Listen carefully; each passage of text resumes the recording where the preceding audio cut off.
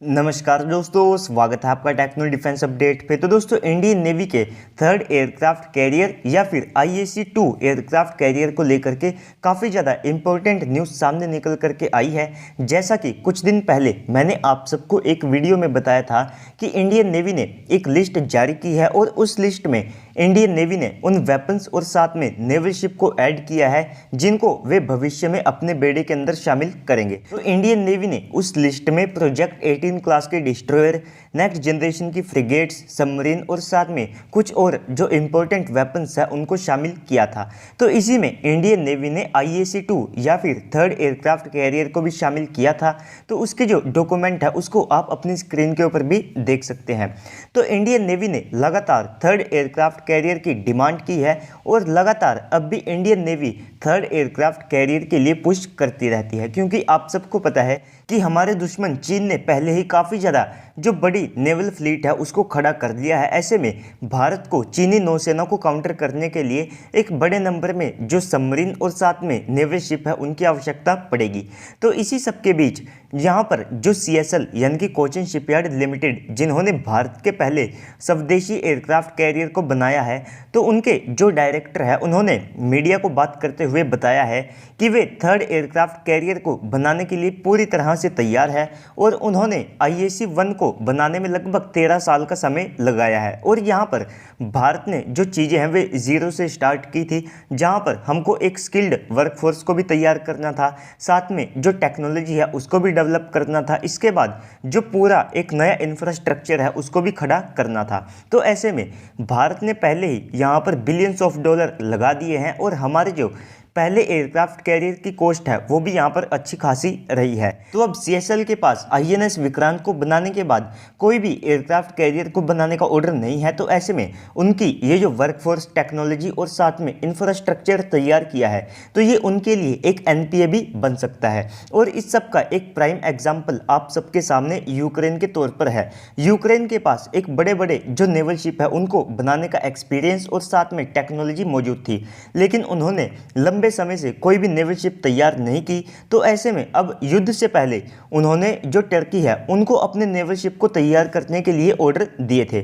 तो यहाँ से आप अंदाज़ा लगा सकते हैं कि इनको मेंटेन करना भी कितना ज़्यादा मुश्किल रहता है। तो CSL ने यहाँ पर बताया है कि अगर इंडियन नेवी उनको INS विक्रांत के सिस्टर क्लास के ऑर्डर देती हैं तो उस सिस्टर क्लास के एयरक्राफ्ट कैरियर को वे केवल 5 साल के अंदर तैयार कर सकते हैं। यानी कि अगर आप यहाँ पर 45,000 टन के एक और एयरक्राफ्ट कैरियर को ऑर्डर करते हैं तो 2030 तक आपको वो इंडियन नेवी के अंदर ऑपरेशनल दिख सकता है। और इसके अलावा Cochin shipyard limited Indian navy के लिए 65,000 टन के एयरक्राफ्ट कैरियर को भी बनाने में सक्षम है और इसके लिए वे पूरी तरह से तैयार भी है, क्योंकि वे अगले साल से अपने एक ड्राई डॉक को ऑपरेशनल कर लेंगे जिसके अंदर 70,000 टन के जो शिप है उनको भी तैयार किया जा सकता होगा। और आप सबको पता है कि इतना जो डिस्प्लेसमेंट है वो किसी एयरक्राफ्ट कैरियर का ही होता है। तो हाल ही में इंडियन नेवी के MiG-29K फाइटर जेट को INS विक्रांत के ऊपर देखा गया है। तो ऐसे में बहुत जल्द ही उसके लैंडिंग और साथ में जो टेक ऑफ ट्रायल्स हैं उनको देखा जा सकता है, जिससे कि जो INS विक्रांत है उसको इस साल अगस्त में कमीशन कर लिया जाएगा। और इसके बाद जो थर्ड एयरक्राफ्ट कैरियर होगा तो उसके लिए जो मैक्सिमम फंडिंग है वो इंडियन नेवी को करनी पड़ेगी। और इसके लिए इस साल का जो बजट है उसमें इंडियन नेवी को कैपेक्स का यानी कि कैपिटल एक्सपेंडिचर का लगभग 41% मिला है। यानी कि इस साल के इंडियन नेवी के बजट में लगभग 41% की जो बढ़ोतरी है वो देखने को मिली है। और अब की बार तीनों सेनाओं में सबसे ज़्यादा कैपिटल एक्सपेंडिचर का हिस्सा भी इंडियन नेवी को मिला है। तो जो थर्ड एयरक्राफ्ट कैरियर होगा उसकी मैक्सिमम फंडिंग यहाँ पर इंडियन नेवी को करनी पड़ेगी, क्योंकि जो मिनिस्ट्री ऑफ डिफेंस है वे एक एयरक्राफ्ट कैरियर की कॉस्ट को देखते हुए वे एयरक्राफ्ट कैरियर के बजाय SSN क्लास की सबमरीन में इन्वेस्ट करना चाहते हैं। जबकि इंडियन नेवी लगातार ये बात क्लियर करते आई है कि एक एयरक्राफ्ट कैरियर को बनाने की जो कॉस्ट होती है तो उसका मैक्सिमम पैसा जो इंडियन इकोनॉमी है वहीं पर चला जाता है, जिससे कि हमारा जो पैसा है वो हमारे देश में रहता है और इसके बाद हमारी इकोनॉमी के ऊपर इसका कोई ज़्यादा वजन नहीं पड़ता है। तो अगर आप INS विक्रांत को भी देखते हैं तो उसमें लगभग 76% जो इंडिजीनियस कंपोनेंट्स हैं उनका इस्तेमाल किया गया है, और ऐसे में अगर हम थर्ड एयरक्राफ्ट कैरियर को बनाते हैं तो उसमें यह नंबर बड़ी आसानी से 85% को क्रॉस कर जाएगा। तो भारत की आज की आवश्यकता और साथ में कंडीशंस ऐसी है कि भारत को चीन को काउंटर करने के लिए एयरक्राफ्ट कैरियर और जो सबमरीन है दोनों साथ में चाहिए होंगी। और इसके बाद जो रशियन मॉस्को शिप डूबी है तो उसके बाद कई लोगों के मन में ये सवाल आया है कि क्या अब भी भारत को एक एयरक्राफ्ट कैरियर बनाना चाहिए, क्योंकि ये किसी भी देश के लिए एक आसान टारगेट हो सकते हैं। तो देखिए दोस्तों, अगर आप ऐसा सोचते हैं तो सबसे पहले चीन ने 2030 तक 6 और 2050 तक लगभग 10 एयरक्राफ्ट कैरियर प्लान किए हैं। इसके बाद US नेवी ने भी लगभग 12 एयरक्राफ्ट कैरियर और साउथ कोरिया ने भी अपने एक एयरक्राफ्ट कैरियर के डिज़ाइन को सिलेक्ट कर लिया है, जिसको वे भविष्य में अपने बेड़े के अंदर शामिल करेंगे। तो आप यहीं से अंदाज़ा लगा सकते हैं कि एयरक्राफ्ट कैरियर भविष्य में भी काफ़ी ज़्यादा रिलेवेंट रहने वाले हैं।